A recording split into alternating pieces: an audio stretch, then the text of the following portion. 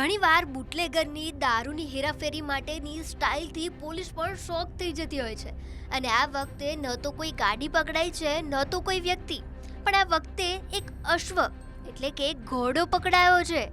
આ ઘટના સામે આવી છે બિહારના બેતિયા જિલ્લાના બૈરા પરસુની ગામથી, જ્યાં દારૂની તસ્કરી માટે એક ઘોડાનો ઉપયોગ કરવામાં આવતો હતો। પોલીસને સૂચના મળી હતી કે ઘોડાની પીઠ પર વિદેશી દારૂ લાદીને તેની તસ્કરી કરવામાં આવી રહી છે।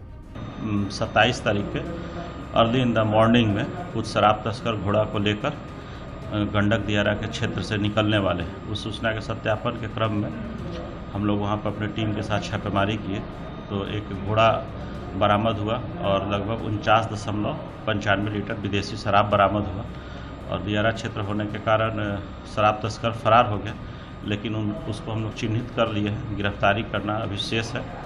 हाल પોલીસ તપાસ કરી રહી છે કે આ ઘોડાનો માલિક કોણ છે અને આ દારૂની તસ્કરીમાં કેવી રીતે આવ્યો।